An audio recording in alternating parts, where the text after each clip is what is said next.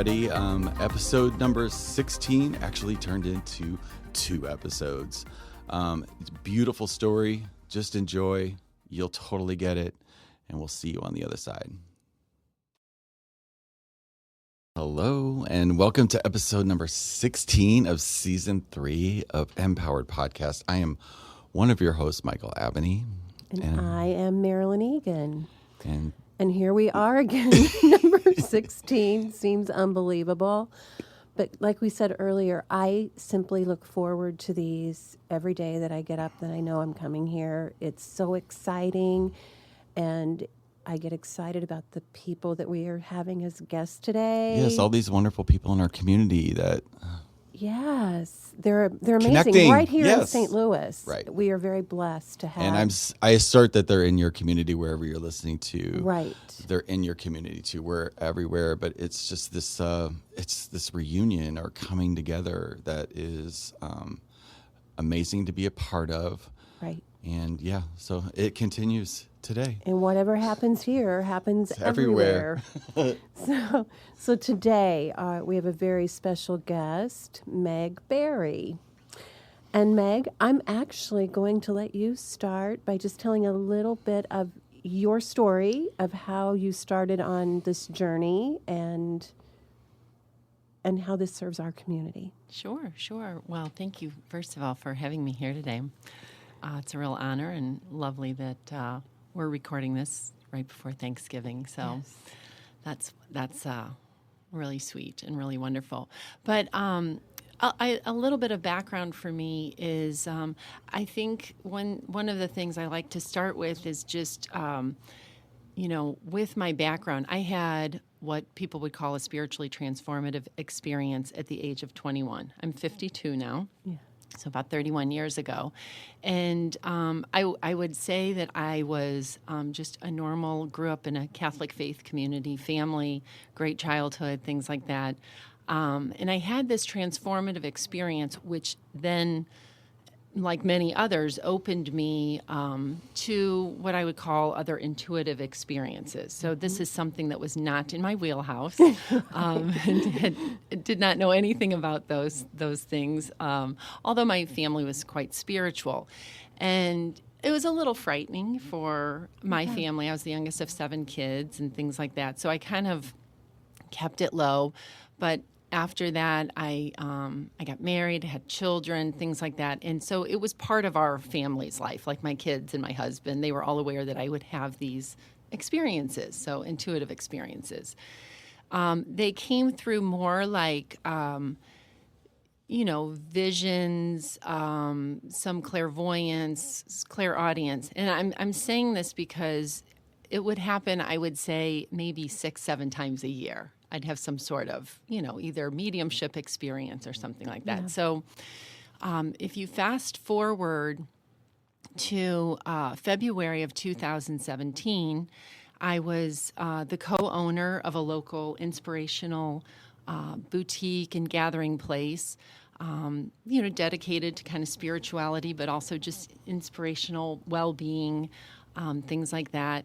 And I was given a vision early one morning that kind of rocked my world. I remember waking up and being quite moved, quite emotional and things like that. And what happened was my husband and I, in this vision or dream, were traveling along in a car. And it was sort of like we had either an accident or were spun out. And now, of course, I understand we were moved to another dimension. Yes. There was no injury or anything like that. And we were now in this other space, and we began walking along the road because our vehicle all of a sudden was just gone. And some dear friends of ours came down a path in a golf cart and said, oh, wonderful, you're here. So we hopped on the back of the golf cart and went up the road a little bit. And as we were going up the road, I noticed there was a river on the side, and we passed under like a sign or kind of an arch, and on it was the word Glynis, so Glynnis, and that was not something familiar to me, but I did kind of note it. So then we moved along further, And all of a sudden, we were just in this, what I would call a community space. The river was there. There was a modest building. And Mark, my husband, and I, and actually our friends got out of the vehicle, and we just went to work. And when I say that, it was very clear it was a place of healing. There were miracles occurring there, which were very natural. The river had meaning. I remember, it's kind of odd, but I remember like we all would eat soup together for lunch. Like it was kind of community eating, and the vibe was incredible. I mean, it was just connection, joy, the sun was shining, things like that. And then what I also knew was my home was somewhere nearby, but I never saw it. Okay? So, I mean, none of this made sense really at the time. So I woke up and I knew that it wasn't just a dream, that it was some sort of like future awareness or something like that. And I remember my husband said, let's look up what Glynis means. And so, we Google it. And as we kind of asked about what the word meant and things like that, kind of further, a few spaces down, it said Valley of Oneness or Unity, which I thought was so beautiful. So that was February of 2017. I'm sorry, 2017. But, I owned a store. I mean, I was busy, so I didn't really think much of it. But as that year began to wind down, my business partner could no longer stay with the business just because of family issues, and her daughter had an illness, and our lease was coming up. And I very much was getting the message, this needs to shift out of a commercial or business type setting, and it's time for this other like healing or wellness place. And I was like clueless, but we did, we ended up selling the business.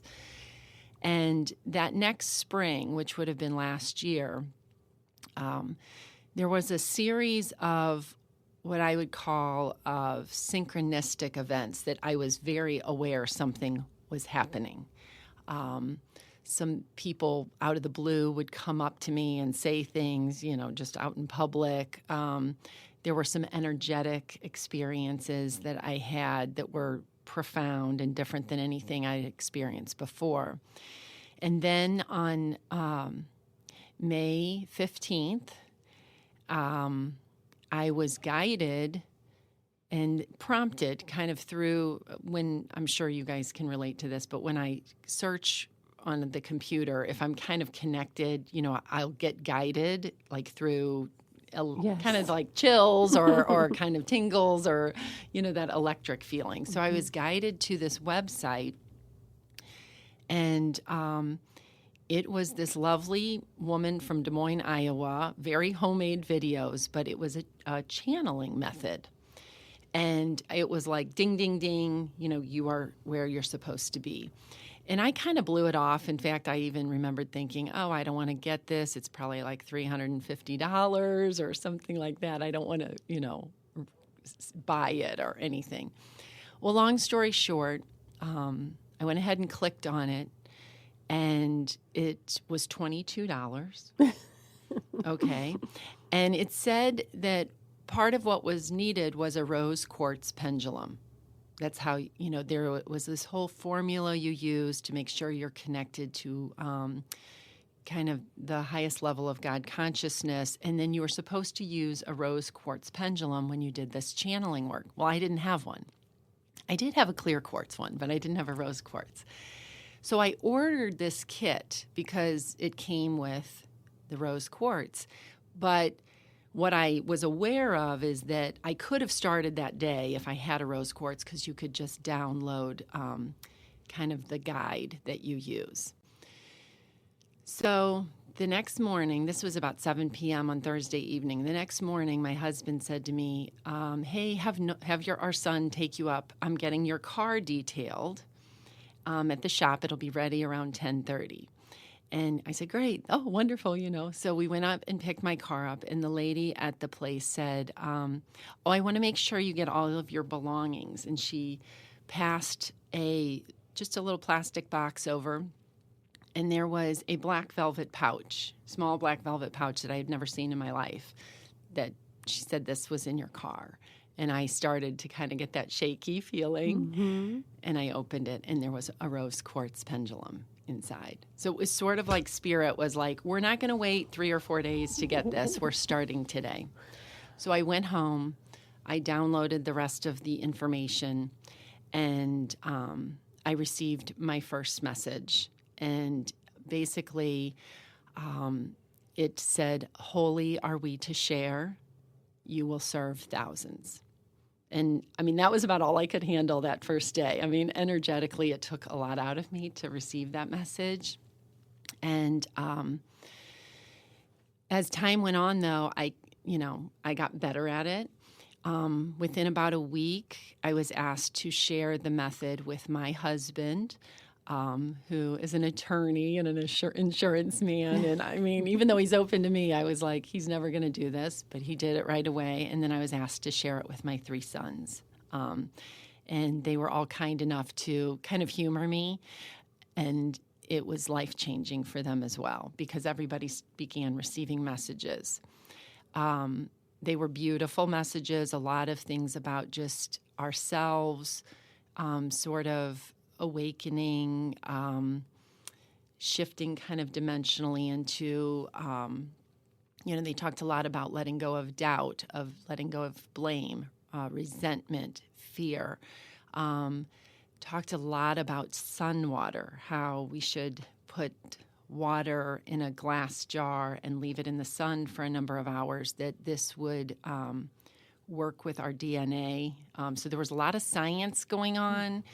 And there was, these were all things that they didn't make any sense to me, but we did follow everything, because everything was very sweet, beautiful. No message was asking us to spend a lot of money or do anything. And so we began following it all. And within a couple weeks, we started getting messages that there was a property for sale that we were to purchase near us. It was on, I remember they called it the River Merrimack, which around here we call it the Merrimack River. So I thought that was funny. A side street. They talked about winter. They talked about park, valley. So I kind of got confused and didn't know if it was like Valley Park, which is a little community near here.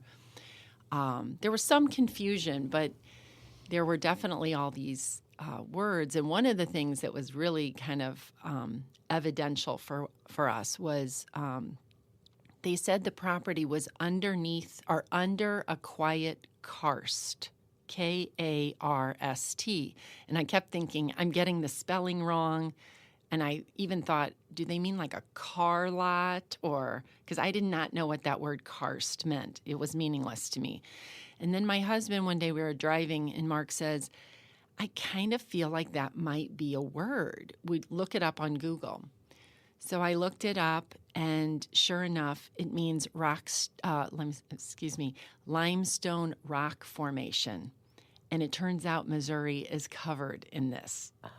And so I knew somehow that was meaningful. It has something to do with being near rivers, things like that. And all of a sudden, it's all making sense. So on, I think it was June 15th, or around there, lo and behold, we were looking with a realtor at different properties that were on rivers.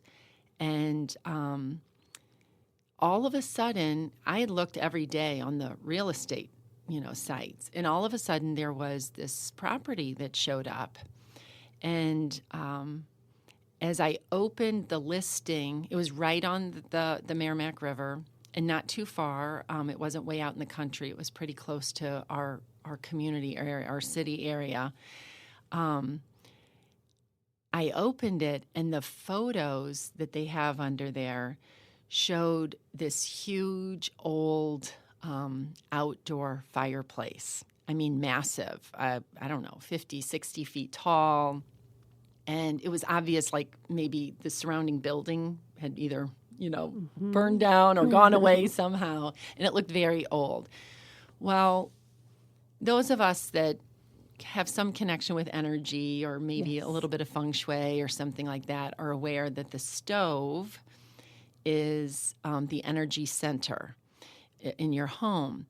And this was also evidential for me because on Easter, just probably two months earlier, my husband and I had experienced on Easter morning, all our children were traveling. They were visiting my other son in Austin, so it was just the two of us. And when we woke up that morning, we were hosting our family, so there was about 30 people coming, extended family. And when we woke up that morning and went out into the kitchen to get ready for, the festivities, our stove was all lit up. It was warm. Every light was on, and the oven part was locked. And so we couldn't figure out what was going on because, we knew it had not done a self-cleaning cycle because, the odor that comes with that. There was no odor, and it was just warm, and everything was locked. But every light, it looked like an airplane, like what a pilot would be looking at. Well, we didn't really know what to do with that, except I told people that they needed to bring their food already cooked because I couldn't get in my oven. But when my brothers came over, they said, "This is so strange. Your stove had an energy surge, but nothing else was affected." And Mark and I looked at each other because we knew something was going on. I had enough awareness about what a stove meant. There was just something with that. So when we saw this property that had this massive stove on it, everything started clicking. So, long story short, we went out to this property that was 10 acres right on the river, and I could see the vision of Glynis there, even though it was, way overgrown. It was wooded at this point. There were some foundations of old cabins there. There were some different things, but it had not been, nobody had been there and lived there probably for, I'm going to say, probably 20, 30 years. And then we found out, it used to be used in the late 1800s and 1900s as a retreat for people to come to get away from the heat and the disease in the city. So fabulous, beautiful space. And we really hesitated about purchasing. We weren't in a place to do this. We knew to develop the property would cost a lot and things like that. So we kind of went back to in our messaging and basically said we felt we couldn't do it. Okay. At that point, we had been connecting to many different guides, higher dimensional beings, and I will say it was a little weird for us because, once again, we weren't used to that. They were talking about like Arcturus and being star seeds, and this was, once again, something we had no understanding about. All of my kids were getting this. And then there were other people in the community that were now doing this channeling process, and they were also getting messages. So at that point, we're at the end of July, and we're saying, no, we can't do this. And with that, a huge different energy entered in when I was channeling one morning. I believe it was July 30th. And it took my breath away. I began crying. I could feel this presence that was so, just so amazing, so strong, so loving. And the message started with, "I am Mary, Lady of Light." And pardon me, sorry. It makes me emotional. That's beautiful. And so ever since that day, she is the one that has been messaging us And she has guided us through, she's guided us through, she basically said, you will receive a miracle, so you will know that this is okay and that, all this is you're being looked after. There's not to be any fear. We're guiding this, and we're asking you to be our high servants. And this was, I like to share that this involved, even though we were receiving most of the direct messages, like I said, other people were receiving them, and all of the messages were talking about a community that was coming together, kind of a light working community. People were being activated. And I knew that this meant globally as well. Mm-hmm. She also talked that these kinds of things in the physical world, like properties and places, also are activating, and they're multiple places. So it's not just, right. I'm well aware it's not just in St. Louis in this, place. I do think this Glennis and this property is kind of a hub in our area. Mm-hmm. I know it connects to other places and things like that. We did receive a miracle in France, so that was in early September because we were still hesitating about purchasing the property. We were in a cathedral. It was in Lyon, France, and I think it was the Basilica des Fourniers, but it was Mary, dedicated to Mary. And we were in this basilica, and we were looking at all the beautiful mosaics on the walls. I mean, it was really quite incredible. And as my husband and I came over to the Annunciation, which of course would parallel when the angel came to Mary and asked mm-hmm. her if she would steward or be part of bringing Jesus into the world and being the mother. And so we're looking at this, and all of a sudden, I thought maybe like an earthquake was happening or something, because I very energetically mm-hmm. began to shake. Emotional. Mark began getting very emotional. It was clear something was happening. And we both just found ourselves kind of crying and saying, like, yes, we're willing to do this. And so we were kind of holding on to each other and crying. And it was a beautiful moment, but it was very intense. And then right after that, this man walks up to us in the cathedral, and he was French, and he spoke no English, and we speak no French at all. And we had a conversation for almost an hour. And wow. When my husband and I left, we were, quite honestly, I said, we need to go and have a glass of wine. Because I was sort of like, oh my goodness, what just happened? It was clear that like the communication and everything was just so, I don't know. It was otherworldly. It occurred in some other dimension. And like I said, this was not normal for us. It was very clear something was happening. And so when we got back to the United States, our very first message was, that is the property I have selected, and will you purchase it? And so we did. Wow. That was in September. We started the process in September of last year, so 2018. I think, by the time we finally, it all went through, it was probably November, maybe about a year ago. And then since that time, we have been receiving messages every day. We have been told there is a healing spring on the property. There is a spring that we have found. She talks that it is not ready yet, that it will gush and flow heavy when the time is right.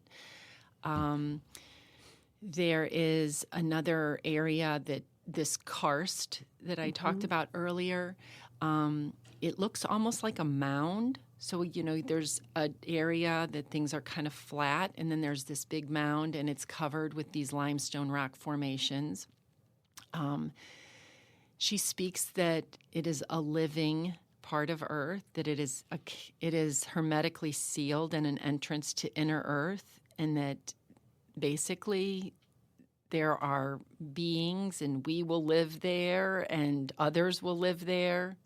I mean, like I said, this, we're just accepting, we're open to this. She often directs us to other material that helps us understand it better. And so that's always helpful because oftentimes we question, our sanity and things like that. But it's been beautiful. We just completed our architectural plans for the gathering space and all of the the land development, all of the things that go with it. It was funny. We ended up having to tell our architect and the builder the whole story because Mary has directed everything down to. She even would talk about like the length of the length of the gathering space and the width. She wants things representative of the four directions. Air, earth, water, and fire, different things like that. So it's been, it's been very directed. So we had to tell them, and both of them said, this land is so close. It's part of it's in a floodplain. Ameren, the electric company, said they couldn't get electric there. The sewer said they couldn't get things there. I mean, from the get-go, it's been like this will never happen, and every single step of the way has been made clear. So all of the plans are just complete. And yesterday we received word from the Secretary of State that we are accepted as a nonprofit corporation. So that all is now, in the works too. So we are awaiting. The next thing we're awaiting is really to get the go-ahead to start the building. So our builder's like, when are we starting? And I said, as soon as Mary tells us. She says the time is unfolding, everything's on time, and we have not been quite asked to start. And I don't know. I don't ask much. I just let her talk to me. So you are living in true divine trust. And grace. And grace, yes. That is amazing. Well, there's no other way, in my opinion. Right. I mean, every time I think about Mark and I talked about it, and we said the thought of not doing this, I just don't know what that would mean for our lives. I mean, I don't think we would be, punished or, nothing bad would happen, but it is. It's not possible now, is it? No. Right. Yeah. No. Exactly. So we definitely daily work on overcoming fear, doubt.